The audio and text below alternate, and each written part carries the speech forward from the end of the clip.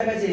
কিন্তু মজার ব্যাপারটা বা আনন্দদায়ক একটা বিষয়, প্রাথমিক শিক্ষা সেক্টরে 100% ইন্টারনেট কানেকশন হয়েছে। দ্বিতীয় পক্ষ আরেকটা কথা বলেছিল যে ক্লিক তো সবকিছু শেষ করা যায় না। আমি দ্বিতীয় পক্ষের কাছে একটা প্রশ্ন রেখে যাই, sir what is the click? I think they can't know the meaning of the click. A click changes the whole world in a single second. My second party don't know understand what is the meaning of click. প্রথাগত শিক্ষার যদি কথা বলি, আমরা অবশ্যই এখান থেকে idol হিসেবে নিতে পারি, কিন্তু ওটাকে মানে ওল্ড হিসেবে নিতে পারি। কিন্তু আমরা এই প্রযুক্তিকে যদি এগিয়ে যেতে চাই, নতুন প্রজন্মকে যদি এগিয়ে যেতে চাই, তাহলে নিশ্চয়ই আমরা প্রথাগত শিক্ষাকে অবশ্যই ধরে রেখে আমরা প্রযুক্তিকে আঁকড়ে ধরবো। কোভিডের কথা বলছে, বারবার কোভিডের কথা বলছে। ওনারা ভুলে গেছেন কোভিড-19 এর সময় মানুষরা গৃহবদ্ধ ছিল। আর যদি প্রযুক্তি না থাকতো, কোনো শিক্ষার্থী শিক্ষকের সাথে কানেক্ট করা সম্ভব ছিল না। বন্ধুরা 100% চর এলাকার কথা বলছি, আমি একজন চর এলাকার শিক্ষক।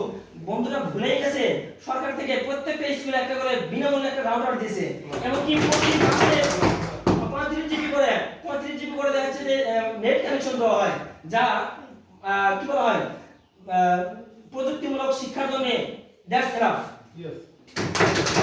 আইসিটি প্রতিপক্ষ বন্ধুরা বলছে যে আমরা আইসিটি শিক্ষক মানে দক্ষ শিক্ষকের অভাব আছে। হ্যাঁ, আপনারা দক্ষ হতে পারবেন না। আপনারা প্রাচীনতম যেহেতু আঁকে ধরে আছেন, আপনারা দক্ষ হবেন কিভাবে? আমার জানাকে সরকার বিনামূল্যে আইসিটি প্রশিক্ষণ দিচ্ছে, আপনারা দিচ্ছেন না। আপনারা দেখছেন যে আমি মনে করি যে আপনাদের এই সেই দক্ষতা এক্সপার্ট না। আমার প্রতিপক্ষ বন্ধু আরেকটা কথা বলে গেছে যে গেম বলা হয় কোন গেম অ্যাডিক্টেড সাইট, অর্থাৎ কোন বিদ্যালয়ে কখনোই গেম শেখানো হয় না। আমরা এখানে আসছে হচ্ছে যে বাংলা শিক্ষার ক্ষেত্রে প্রযুক্তির ব্যবহার, আর আমার প্রতিপক্ষ বন্ধুরা গেছে হচ্ছে যে গেমে। আপনারা গেম দেখবেন শুধুমাত্র, কিন্তু পাঠদানের প্রযুক্তির কতটা অবদান আপনারা এখন দেখতে পারবেন না। আর এই গেম অ্যাডিক্টেড শুধুমাত্র ফ্যামিলি এই জন্য রেসপন্সিবিলিটি শুধুমাত্র ফ্যামিলি জানাবে, কোনো শিক্ষক বা কোনো শিক্ষা প্রতিষ্ঠান না। মনোযোগ, আমার প্রতিপক্ষ বন্ধুরা বলে গেছিল যে মনোযোগের ঘাটতি হয়। আমি বুঝতে পারলাম না, শিক্ষার্থীর সাথে ভালো একটা কমিউনিকেশন সিস্টেমের জন্য অবশ্যই মনোযোগ আকর্ষণের ক্ষেত্রে আমার মনে হয় প্রযুক্তির ব্যবহারই বেস্ট। আর একটা প্রযুক্তি একজন শিক্ষক যেভাবে দেখাচ্ছে যে একটা শিক্ষকের মধ্যে একটা ক্যাপাবিলিটি লেগ থাকতে পারে, কিন্তু একটা কন্টেন্টের মাধ্যমে অল্প সময়ের মধ্যে অনেক কিছু শেখানো যায়। বিমূর্ত বিষয়, আমি এখানে আসি। কিছু ক্ষেত্র আছে যা শিশুদেরকে মেন্টালি বোঝানো সম্ভব না, যা আমরা প্রযুক্তির মাধ্যমে এটা মানে শেখাতে পারি। ফিজিক্যাল ডিসেবল, আমার প্রতিপক্ষ বন্ধু আরেকটা কথা বলে গেছিল, মানে ধান বানতে শিবের গীত।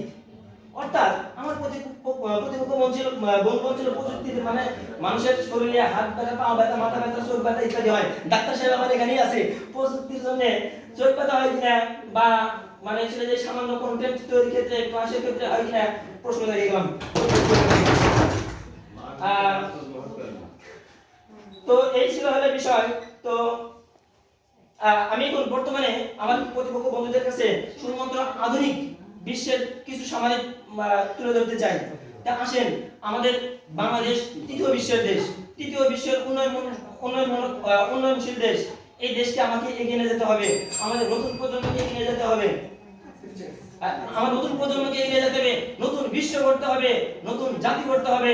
আসুন আমরা স্বপ্ন দেখি, আমরাও আগামী যে প্রজন্মটা আমরা পাবো সেই প্রজন্ম যেন জাপান, আমেরিকা, অস্ট্রেলিয়া, কানাডার সাথে কম্পেয়ার করতে পারে। আমার শিশুরা গুগলে কাজ করবে, আমার শিশুরা নাসাতে কাজ করবে, আমার শিশুরা চাঁদ থেকে পৃথিবী থেকে আসুন সবাই মিলে আসুন আমরা প্রযুক্তির তলে আসি, আর অতীতকে ভুলে যাই, প্রথাগত প্রথাকে ভুলে যাই। ধন্যবাদ সবাইকে। প্রাচীনকে আঁকড়ে ধরেছি, আমরা কখনোই প্রাচীনকে আঁকড়ে ধরিনি। আর কথায় আছে পুরাতন চাল ভাতে পারে, আমরা কখনোই শিকড়কে ভুলে যাবো না। আমরা কখনোই বলিনি যে আমরা এই প্রযুক্তিকে এড়িয়ে যাচ্ছি। আমরা বলছি এটি অন্যতম কার্যকর পন্থা হবে, এবং আপনারা বরাবরই শুধু প্রযুক্তিরই গুণগান গেয়ে যাচ্ছেন, আমাদের বিষয় হচ্ছে বাংলা শিক্ষানোর ক্ষেত্রে কতটুকু কার্যকর সেই বিষয়। আচ্ছা, প্রাইমারি সেকশনে আমাদের কিন্তু বেশিরভাগই দরিদ্র ফ্যামিলি, এবং আপনি বারবার বিদেশকে টেনে আনছেন। আপনার বিদেশের শিক্ষকদের পারিশ্রমিক কি আর আপনার পারিশ্রমিক কি? আপনি বিদেশকে কখনোই বাংলাদেশের সঙ্গে মিলাতে পারবেন, আপনাকে বাংলাদেশের প্রেক্ষাপটে আপনাকে কথা কথা বলতে হবে। এবং আপনি বারবার বলছেন চলাঞ্চলে কানেকশন দিয়েছে, সেখানে বিদ্যুৎ থাকে কতক্ষণ, আপনাকে সেই বিষয়টা তো এনশিওর করতে হবে। এবং দ্বিতীয় বক্তা উনি ভাষিক কাজের কথা বলেছেন, যুক্ত বর্ণ, নতুন বর্ণ শেখা, নতুন শব্দ শেখা। এক্ষেত্রে আমি মনে করি প্রযুক্তির কোনো প্রয়োজনীয়তা নেই, কারণ প্রযুক্তি কখনোই আপনাকে একটা শিশুকে হাত ঘুরিয়ে ঘুরিয়ে দেখাবে না। আর আপনি একবার বলছেন এক ক্লিকই যথেষ্ট, কিন্তু এই এক ক্লিকই আমাদেরকে অলস করে দিচ্ছে এবং আমাদের সৃজনশীলতাকে একদম ধ্বংস করে দিচ্ছে। তৃতীয় বক্তা তিনি বলেছেন যে প্রযুক্তিবিহীন, আমরা কখনোই প্রযুক্তিবিহীনের কথা বলি নাই, আমরা বলছি যে প্রযুক্তিকে আমরা অন্যতম কার্যকর পন্থা হিসেবে মানে মনে করব না। এবং আপনি বারবার আইসিটি টিচারের কথা বলছেন, কিন্তু এই আইসিটি টিচার বা প্রশিক্ষণ নেওয়া হচ্ছে ঠিকই, কিন্তু এটা কতটুকু বাস্তবায়ন হচ্ছে? আমি শুধু বাংলা বিষয় না, সব ক্ষেত্রে আমরা যে প্রশিক্ষণ নিয়ে যাই সেটা কতটুকু বাস্তবায়িত হয়? আমি মনে করি যে, এবং উনি কিন্তু নিজেও স্বীকার করেছেন যে প্রযুক্তি সহায়ক, উনি বলেছেন প্রযুক্তি সহায়ক। আমি মনে করি যে একজন দক্ষ শিক্ষকের ভূমিকায় কিন্তু আসল, এবং এই জন্য ওনাকে স্পেশাল ধন্যবাদ, উনি এটা স্বীকার করেছেন। এবং উনি বললেন যে আমরা শিশু মানে গেমসে আসলের কথা বলছেন, আমরা কিন্তু আমাদের গেমসের কথা বলি। আপনি বললেন যে আমরা হচ্ছে গেমসই দেখব, আমরা তো আমাদের গেমসের কথা বলি, আমরা বলছি শিশুদের কথা। এবং মনোবিজ্ঞান কিন্তু এটাই বলে যে শিশুরা, শুধু শিশুরা না, মানুষ কিন্তু নিষিদ্ধ জিনিসের প্রতি আকৃষ্ট বেশি হয়।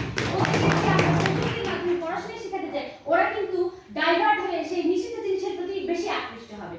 তো আমি এটাই বলবো যে আপনারা বরাবরই প্রযুক্তির গুণগান পেয়েছেন, কিন্তু বাংলা শেখানোর ক্ষেত্রে এটি কতটুকু কার্যকর হবে এই বিষয়টার মূল পয়েন্টগুলো আপনারা উল্লেখ করেননি।